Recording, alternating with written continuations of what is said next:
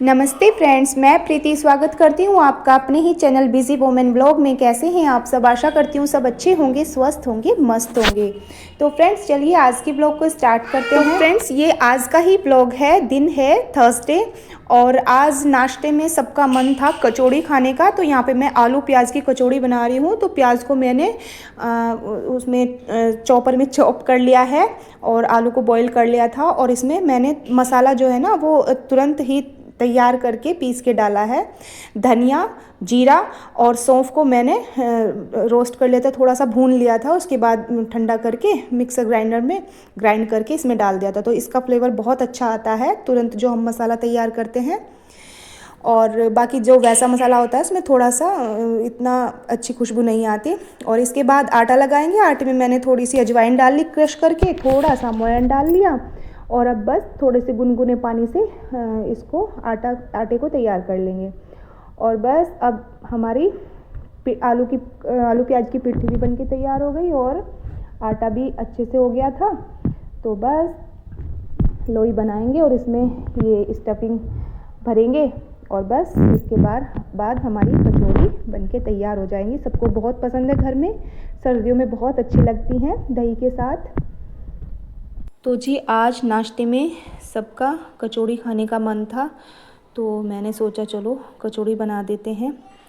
और बस इसके बाद नाश्ता के तुरंत बाद में लंच की भी तैयारी कर देती हूँ। और लंच में बनेगा आज साग, मक्का की रोटी और छाछ।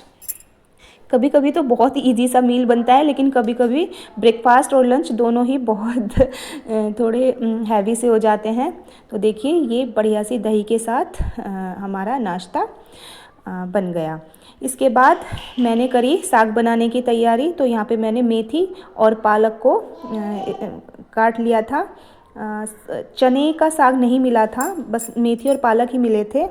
एक्चुअली ब्रेकफास्ट के बाद मैंने लगा ली थी मेहंदी और ज़्यादा देर तक नहीं लगाई थी, बस इतना झाड़ू पोछा वगैरह किया, क्लीनिंग वगैरह की, इतना ही लगाई थी।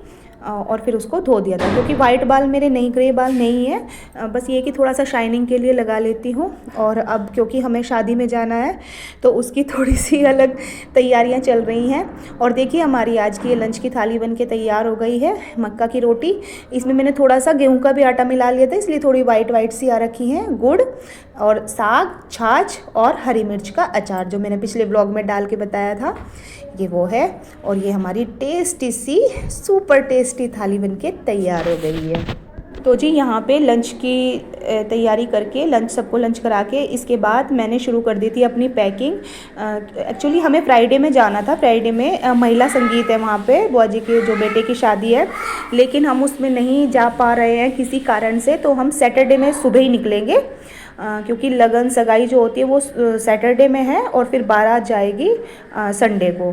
तो मैं अपनी पैकिंग कर लेती हूँ। हालांकि अभी पूरी पैकिंग नहीं हुई है, बस ये स्टार्टिंग जो बहुत ही ज़्यादा ज़रूरी सामान है पहले मैं वही रखूँगी। उसके बाद फिर धीरे धीरे थोड़ा थोड़ा सामान निकलता रहता है कि ये भी रख लो, ये भी रह गया, अभी ये भी रह गया।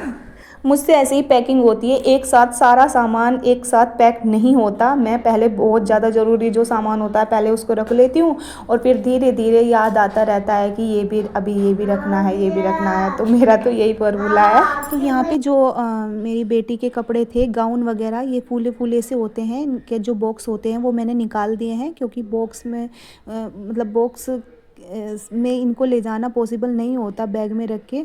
तो वो मैंने निकाल दिए और जो ये शॉपिंग बैग होते हैं इनमें रख लिया है उन सबको। तो ये कम जगह में भी अच्छे से आ जाते हैं।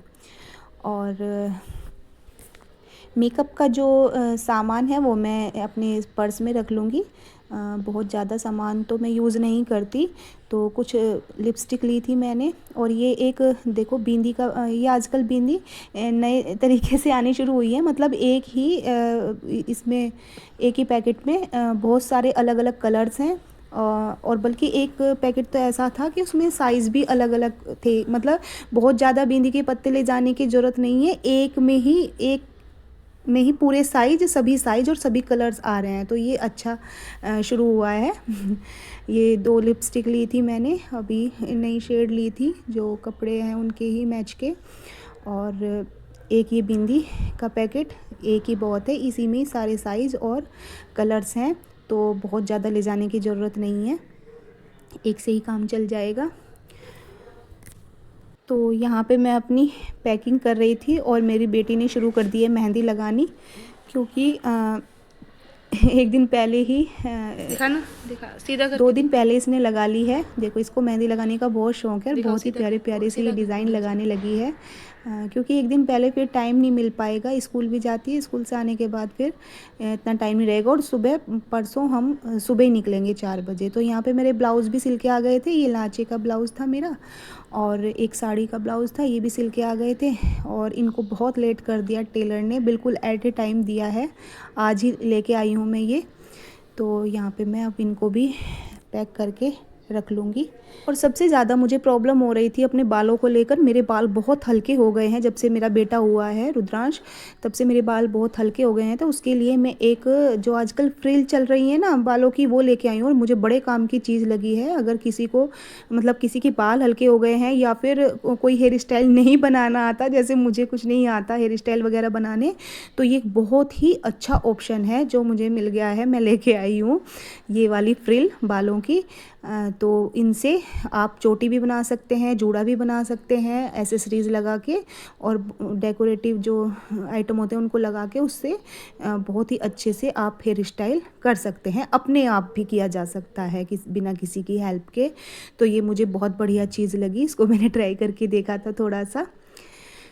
तो फ्रेंड्स, ये था मेरा आज का ब्लॉग। आपको कैसा लगा? छोटा सा ही ब्लॉग था। और बाकी सारे ब्लॉग आपको देखने को मिलेंगे शादी के सभी आने वाली वीडियो में। तो फ्रेंड्स, अभी इस ब्लॉग को यहीं पे करती हूँ एंड मिलती हूँ एक नए ब्लॉग में।